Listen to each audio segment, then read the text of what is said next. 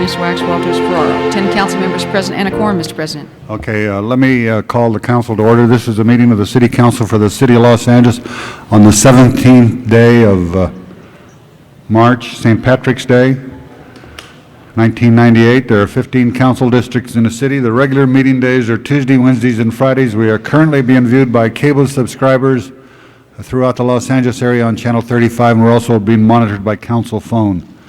So again, happy St. Patrick's Day to everyone, and the first order of business. Approval of the minutes. All right, Mr. O'Holden moves and Ms. Sakowski seconds. If there's no objection, unanimous vote. Next item. Commendatory resolutions for approval. There's no objections, unanimous vote. Next item. David? Item number 1, Mr. President, is a required hearing today. It's a hearing protest street vacation, Council District 15. Is there anybody in the audience wants to be heard on item number 1?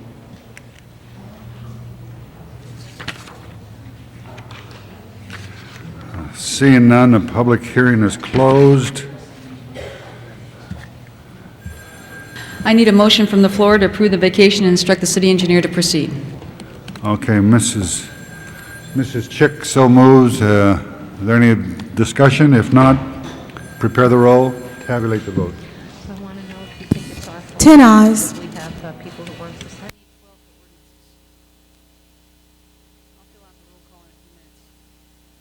That is approved. Next item. Items 2 through 12 are items for which public hearings have been held.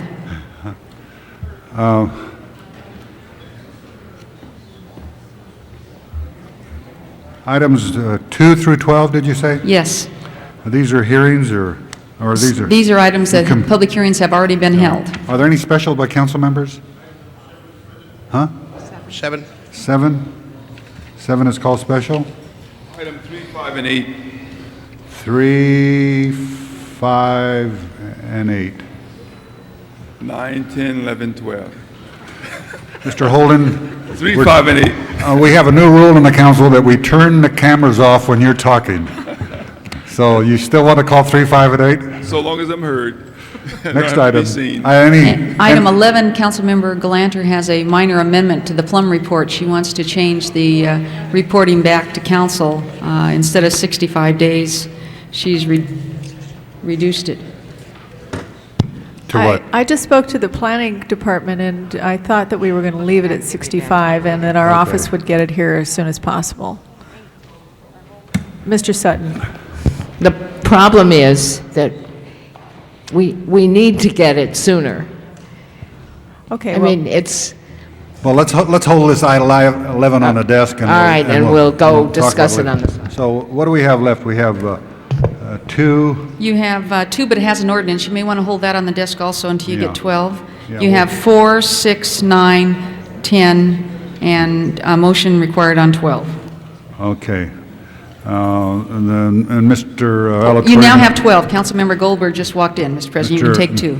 Mr. Holden moves on 12, and we include 2. Prepare the roll. Tabulate the vote. 12 ayes. Those are approved. Next item. Items 13 through 19 are items for which public hearings have not been held. Do we have any cards, Diane? I haven't seen the... Okay, we have somebody who wants to be heard on 14. Huh? He filled out 14, 15, 16, 17, several. Mr. Shapiro's getting lazy. He won't fill out the cards. We only have a card for 14, so I'm not going to call... Unless you fill out cards for each one, Mr. Shapiro, we're not going to do it. So we'll call 14 special. Any other specials? The public hearings are closed on all of them except 14. Any... So what do we have? We have 15... 15, 16, 17, 18, 19. All right, prepare the roll. Tabulate the vote. 12 ayes. Those are approved. Next item. Forthwith on 14 through 18. Well, 14 we still have, we haven't done that yet. So 15 through 18. That'll, and 13 also. Okay, 20 then- is a closed session item, hold on the desk. Okay. Then we'll go Mr. back- President, Yes, Mr. Holden? yeah, on item 12, we did want to reconsider that for the purpose of continuing it for 30 days. It's an oversight, been informed. Item 12? Who made the oversight? Did you say item 12 it was? Oh, one item in 12, which one is it? West Boulevard, West Boulevard. Who made the oversight? Not you, I know, Mr. Holden. Oh, yes, You'll have to adopt the report as amended then to delete the item that you do not want adopted right, at want this to time. delete the item. Well, wait, well, let's reconsider 12 first of all, and then we'll have it before us. There's no objections. Item number 12 is before us. Now, what do you want to do, Mr. Holden? Delete 23rd Street at West Boulevard, CD 10, item in CD 10, and continue it for 30 days. In other words, you're not continuing the whole thing, just the 95-0327. Oh, yeah, 95-0327. Okay. All right, there's no objections to deleting that. And you have 12 as amended. Then we have 12 as amended. Prepare the roll, tabulate the vote. 14 ayes.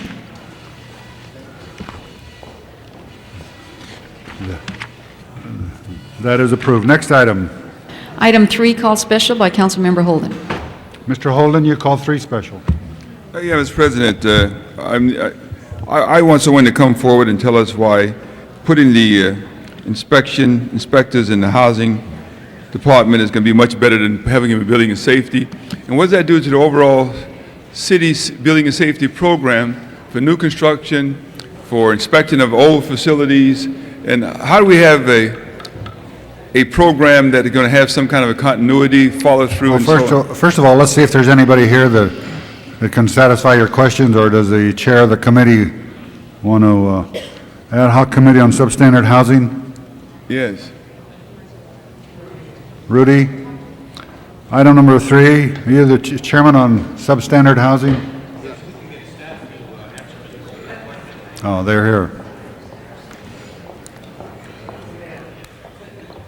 You know, and when you start answering the question, you talk about the PACE program, how it's different from the PACE program, why you think it's going to be better.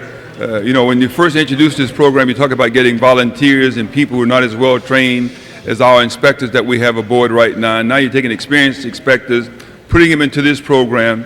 I mean, it's really... The question, and then you see, let them answer.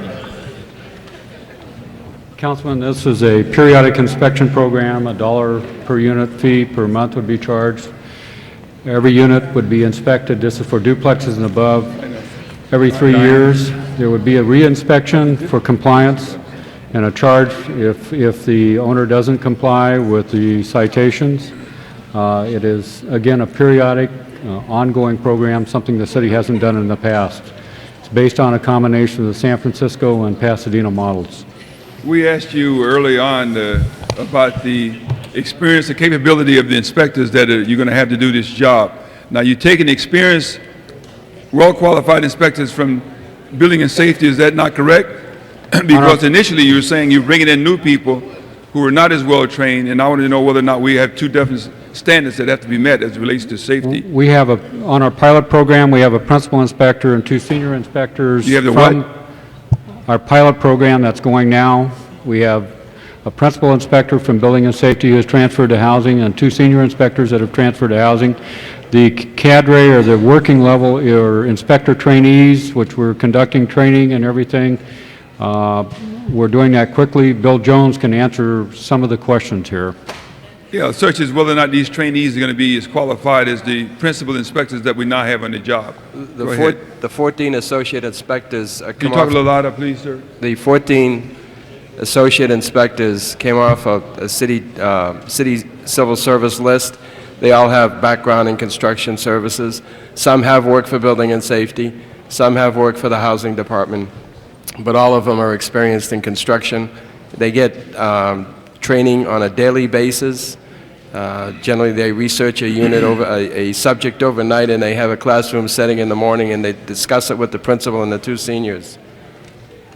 They're not engineers, they're housing inspectors, and... They all are housing inspectors, and none of them are engineers, is that correct? The principal and 2 seniors are engineers. The principal, and you have a prerequisite for to become a principal and a senior?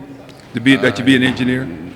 I'm not familiar with the job specs, Councilman, but I'm pretty sure the principal has to be a All right, principal. nobody knows anything around here when you start asking questions. We could be monitoring this program as a, Yes, we're As going to ongoing- market the program. We're also going to hire nonprofits, Apartment Owners Association, and also tenant association to work with, together to market it, and it's going to be a cooperative effort. We've met with the Apartment Owners Association several times. Ms. Goldberg, did you want to be heard on this? Yes. I would just like to say that I think that what we are on the edge of doing here is really going to actually change life for a very large number of people in the city of Los Angeles over the course of the next few years. I think it's one of the most exciting things that I've ever had the opportunity to watch evolve. The Blue Ribbon Committee was the source of it, but the council and the various departments and the mayor's office and the staff have all contributed their own pieces of it. Yes, things are going to change internally.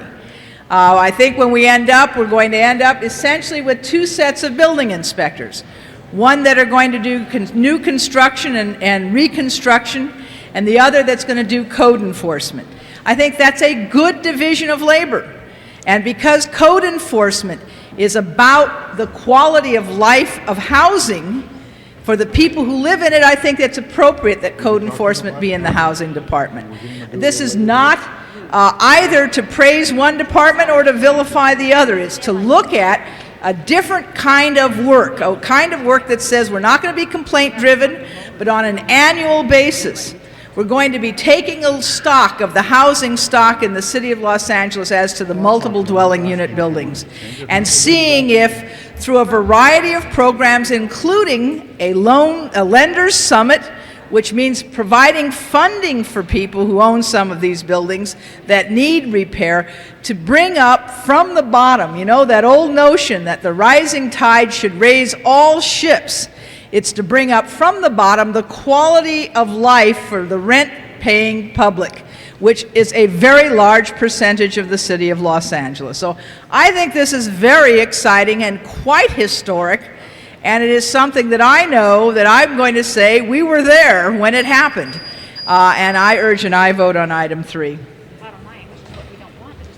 Okay, we have item 3 before us. Prepare the roll. Tabulate the vote. 15 ayes. That is approved. Next item. 5, called special by Councilmember Holden.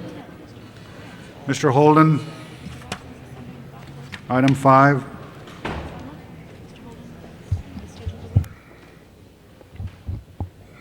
all right, Mr. President, I have my concerns answered in item 5. Item 8 is the next one. Anyone else want to be heard on 5? If not, prepare the roll. Tabulate the vote. 15 ayes. That is approved. Next item. 7, called special by Councilmember Hernandez. Mr. Hernandez, you call 7 special. Yes, Mr. President. Is staff present on item number 7? Are you Marty? Pretty good. I just wanted to ask, these are general questions. In looking at the HOP 1, the RFP that we're about to approve, I noticed that the 2 competitors who were below the cutoff point were being approved because they are serving underserved areas.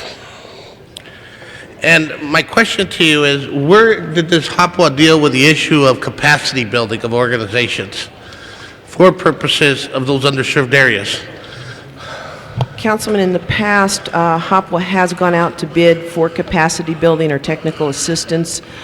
We did it about 2 years ago. There are funds allocated in the 98-99 consolidated plan to do the same thing again. Okay, but it's not part of this RFP? Only by nature of technical assistance provided to agencies to come up to speed for the next round. Okay, so what is that dollar figure? And I just want to know because it's a problem we've been trying to deal with that obviously we're still dealing with. The lack of organizations that serve certain communities in certain parts of areas, geographic areas and so forth. And when we were going through the organization, El Centro del Pueblo, Jóvenes Inc., the Wall, we were trying to find out why they weren't participating. And they ran into a variety of problems. Couldn't get a proposal writer, didn't think they were going to be competitive, intimidated by some of the larger agencies, don't believe they have representation on the HOPWA board. I mean, there's a whole variety of reasons we're hearing. And I'm asking the question, how do we serve those population bases? And we're acknowledging that we have an underserved area and underserved populations, but we're just not getting the organizations to be able to satisfy those needs. With respect to a couple of the agencies that you mentioned, the Wall, in fact, has been participating on a regular basis and is currently funded through HOPWA for some of their activities, and they are involved in researching housing options for people with HIV and AIDS Right, but now. they're not part of the 29 agencies being funded at this moment. Not for services, no. Okay, and that's what I was asking. So can you tell me what is in store for this year for capacity building in that regard? In that regard, we intend to issue an RFP that would allow for all of those agencies who either did not submit or are looking for a way into the system to receive that technical assistance. Okay, thank you very much. That answers my question. Mr. Holden? Mr. President, we just have, in my district, Bishop Beam with the Minority AIDS Foundation. I mean, a lot of this money goes outside, way outside of the so-called inner city as we know it. I can understand Mr. Hernandez raising the issue about meeting other needs in the future. Sometimes these people within the inner city don't have the technical skills to put together the proposals and be competitive in that area. But in terms of providing the services for the people and raising the confidence level in the communities that the people are going to be properly served by them and their agency, they're outstanding. But in terms of sharing that information with people who read proposals and who write them, sometimes they're not so good at that. But where they are good is where we need them the most. I remember we had a program in the Valley where Mr. Alarcon sent out for a bid once again because his people had been providing the service, but the proposal was a little shy, a little short, and went back out, and of course it met the minimum guideline, but those people were very well qualified and they were doing the job. So I want you also to be sensitive to those organizations that have been serving the community and serving it well. The Minority AIDS Foundation in my area, if they were not there, nobody would be there to help those babies and those families who need the help the most. So I'm going to support this. Thank you. Okay, anyone else want to be heard? If not, prepare the roll on 7. Tabulate the vote. 14 ayes. Forthwith on that. Next item. Item 8 called special by Councilmember Holden. Mr. Holden, you call 8 special? Yes, Mr. President, I can just see here they're recollecting some additional resources from various departments of unexpended funds, and it'll be used for some AIDS programs. But the programs that the money will be allocated to has not been specified here, where at least to my understanding. So I'm saying, now that we have this new source of revenue, where is it going to be spent and how is it going to be spent? Go ahead, speak. The funds that are identified in this transmittal were previously approved for certain activities. For example, some funds went to the County of Los Angeles when the Ryan White funds were short, and at that time the funds were not, the dollar amount that was committed was not in the account, and this is moving money over. Oh, this is the money that you already committed? Yes, it is. All right, fine, thank you. You find the savings and now you're going to fund the program that you already approved? The rest of it, yes.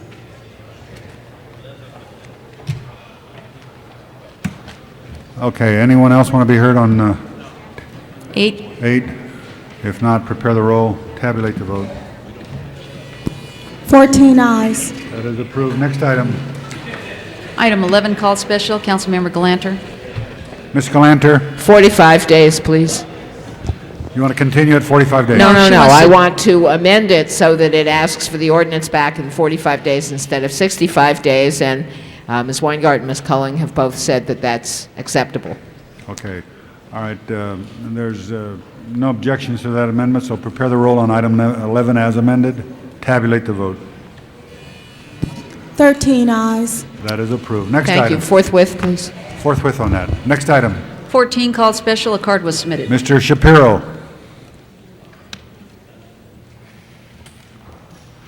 Mr. President and members of the council, I rise to speak on item 14, which concerns a 2% raise each year for the next 4 years in the Department of Water and Power. These 5 items that you individually list compose and comprise the different amounts of money that's being issued to each division. The supervisory technicians, the engineers, scientists, supervisory administration, comes up to $40.5 million. If somebody negotiated to give away and allow the Department of Water and Power to give away $40.5 million, this is in addition to the hundreds of millions of dollars that have been given away on a golden handshake provision, where they say that these the Architects Association, Engineers and Architects Association, have been negotiating for their members, and right now they're dissatisfied with it. So this is coming in at a time before the golden handshake deal has even been settled. I think the city council is entitled to know where they're going, and if these people are entitled to wage increases, is it going to affect the amount of money that they're going to be getting when they retire or when they're fired, or whatever division whatever end is decided on by David Freeman. Incidentally, David Freeman spoke before the Charter Review Commission last week, and he said he's a firm exponent and backer of the Brown Act. But then when he finished his 30-minute presentation, he walked out before I could speak or before anybody from the public could speak. I say it's a fine example. I think that the city council is entitled to know where its money is going, and if the Department of Water and Power that owes $7.9 billion and wants to start to reduce it some way or other, they could very well use this $40 million to start to reduce this thing, as well as the other methods that you're using. I think this deserves a second look. I don't think you should casually just give away $40 million over the next 4 years just because some people are looking for a golden handshake and the Department of Water and Power doesn't know which way to go. Mr. President. Yeah, and thank you, Mr. Shapiro, but this doesn't apply to the Department of Water and Power. Ms. Goldberg? Yeah. Did you hear that, Mr. Shapiro? You're just always, it does not apply to the Department of Water and Power. The public hearing is closed. Prepare the roll. Tabulate the vote. 14 eyes. That is approved. Forthwith on that. Next item. Mr. President, Special 1 is introduced this morning by Councilmember Ridley Thomas, and necessary findings would have to be made before council adopts it. The city attorney will go over those with you. Ms. Weingarten? Yes, thank you. On February 2nd, 1998, the bodies of Mr. Guadalupe Gorola and his 15-year-old son were discovered shot and burned in their vehicle at 104th and Olive Street. Credit cards of the victims were used at 2 ATMs, and the videotapes have been shown, but nobody has come forth, and the police department is asking for this reward so that any leads in the community would help them. Therefore, the council would need to make the findings that the need to act arose after the posting of the agenda, and there's an immediate need to act. Okay, prepare the roll on the findings. Tabulate the vote. 14 eyes. And that is approved. Now we have the matter before us. Is there any discussion? If not, prepare the roll. Tabulate the vote. 14 eyes. That is approved. Forthwith on that. Next item. Mr. President, before council proceeds to closed session and other items that you have remaining on the desk, I would like to announce for anyone in the audience that on today's agenda, our office did not place an item, a required hearing item on the agenda, a Planning and Land Use Management Committee report and ordinance relative to a plan amendment and zone change for property at 1414 West 190th Street. This is located in the Harbor Gateway District Plan, Council District 15. The public notices were published in the paper, however, so at this time, it may be appropriate to ask if there's anybody in the audience that's here today, because the item has been moved forward to Friday the 20th, and it will be heard this Friday the 20th of March. That is, what address is that again? The address is at 1414 West 190th Street. Is there anybody in the audience who wants to be heard on that item? It'll be heard Friday, so if there's anybody. So with that, we'll move on to the next item. Motions for posting and referral. There's no objections, unanimous vote. Closed session, item 20, but I have one excuse on the desk. Councilmember Galanter would like to leave at noon at tomorrow's meeting. A motion is required. Mr. Fuhr moves, unanimous vote. We have public hearing next. Oh, yes. This is a time for comments from the public on non-agenda items. Okay, we have a Johnny Rotelli. Did you take the center microphone? You want to be heard?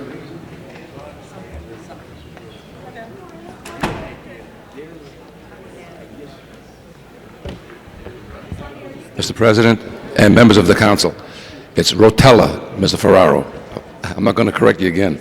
My reason for coming here this morning, two items. One was the revitalization of Van Nuys, which you people have restored the amount, this committee, so that's one item that has been corrected. That's the one I was going to talk about. The other is I wrote a letter to you, Mr. President, also to Councilman Holden, about the 1,700 people that the Daily News printed that were making over $100,000 a year. And I don't think very few people, whether city, county, state, or federal government, are deserving of over $100,000. And no one from this council, there has been no uproar in the paper or comments on what to do about it. So what do you people do about these kind of things? Do you have an audit? Do you check it out? People aren't worth this kind of money, and it affects our lives and the taxes that are given to us and pressed on us, because we have an obligation with Proposition 13 to keep the taxes down. And remember that there's a 2/3 vote for any increase in taxes. And I wish this body would really respond to this. I really mean it sincerely. I took off time from my work, I'm in the music business, to come down here, and rather than write a letter, I'd rather speak to all of you collectively. Thank you for your time. Thank you, Mr. Rotelli. Now, Mr. Shapiro. Public comment. Thank you, Mr. President. I'm a little busy here with the officials of the LAUSD, who I'm taking on a tour of the city facilities. Well, what I want to speak about on public comment is charter reform. And I think everybody on the city council should become aware of what's happening with charter reform. Charter reform is being stolen away from the city council by the mayor. Mayor Reardon is smart enough to go to all these meetings and send his people there with specific instructions. He sent them 10 suggestions of how he thinks the charter should be changed, and they adopted about 7 or 8 of them. The city council had some individuals come down, like I saw Ruth Galante there once. Some of you come down, and you take it for granted that the newspapers said on the elected commission that the city council and the unions won and the mayor lost. Well, the mayor didn't lose, because every time he makes a suggestion, they listen to him. And the city council doesn't make any suggestions, so that the charter revision commissions, the two of them, are both left with the impression that what the mayor is suggesting is what's going to be adopted. And right now, you saw the headlines in today's paper that a charter revision commission from the elected commission decided that the mayor needs more power. The more power that he wants the right to hire and fire department heads without interference by the city council. Right now, you have to give your approval. I don't even think this point is correct, and I don't think the mayor is taking it in the correct way. Right now, if he has any beefs about any of the activities of any of the 45 department heads, he has a right to start charges against them, and then see if you will follow him. I'm sure if he has reasons for firing people for inefficiency or incapability or anything, I'm sure the city will go along. But the point is, he is taking the tactic that you won't go along, and he's making sure that the charter reform or revision commissions are going to do what he wants them to do. He evidently thinks that the charter reform commissions are more important than the city council does. I think it's time that the city council decided that it's important that one of their members attend each of their meetings. One city council member to come to a meeting each time and see what's happening and see that the mayor doesn't have the ability to lead these people around by the nose and do exactly what he wants to do, as long as they're there. And they're going to put things up for people to vote on. We know if they're not right, the people will vote them down. But at least have the city council talk to the elected commission like the mayor does and fight on an equal plane. You don't want to fight on a not level playing field. And right now, it's tilted in the mayor's direction, Mr. President. Okay, thank you, Mr. Shapiro. It's only the cards we have, so public comment period is, go back there and tell them what you did. Say how good you were, Mr. Shapiro. They know. Yeah. No, thank you. The public comment period is closed. The next item? Closed session, item 20. All right, would everyone leave the council chamber who is not involved in the executive session?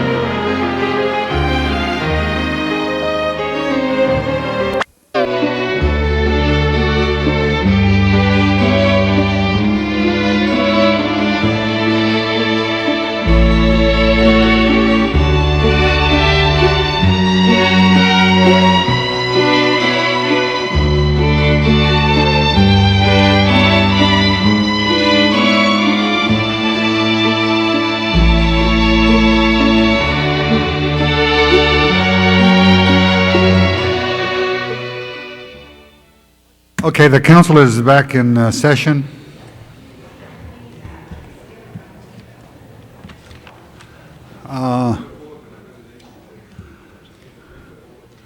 The next item. The desk is clear, Mr. President. Okay, we have some adjourning motions. Would everyone please stand?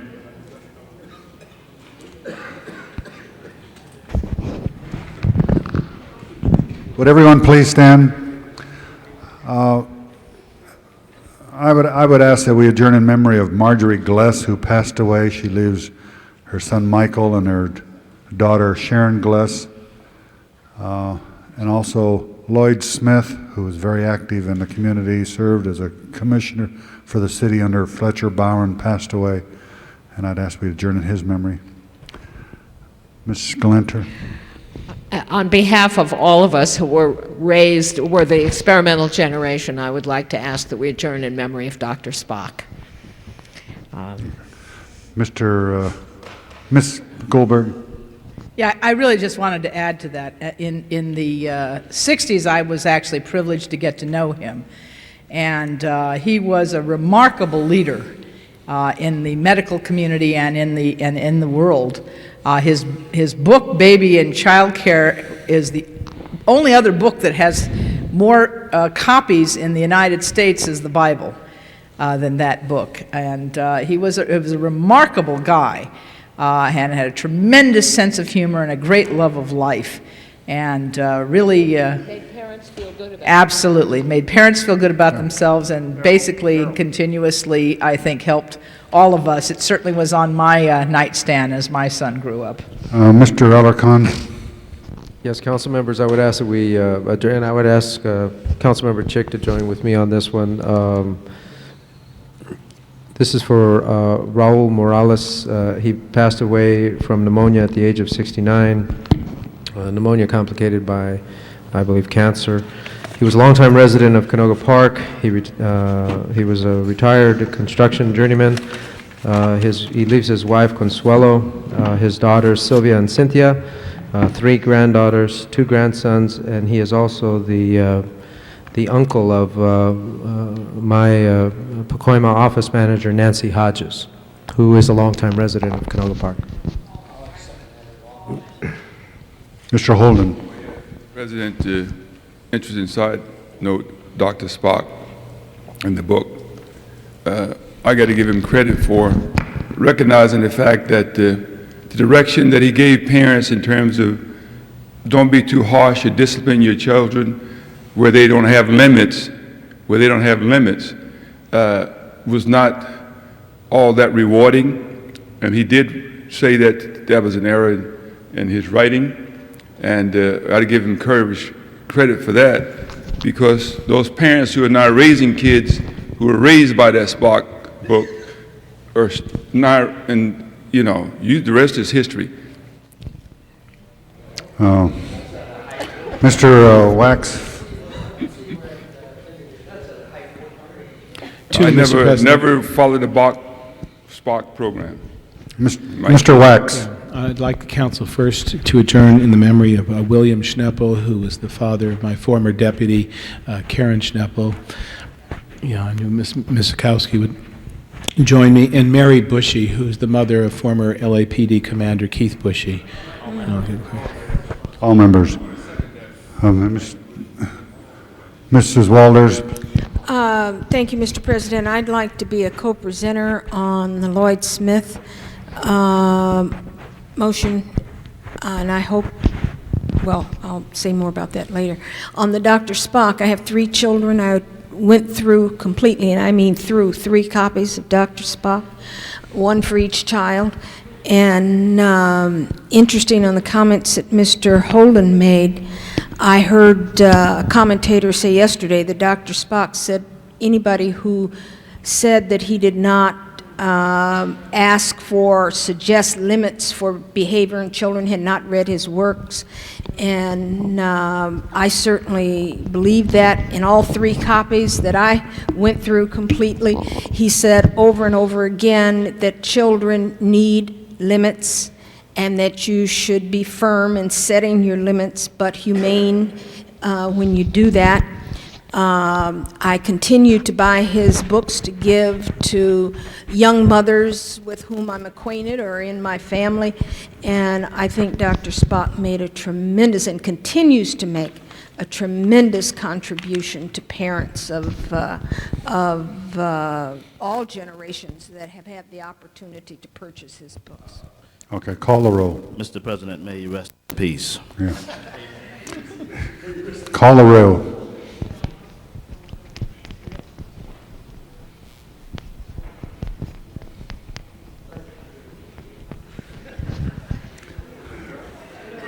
The council is adjourned.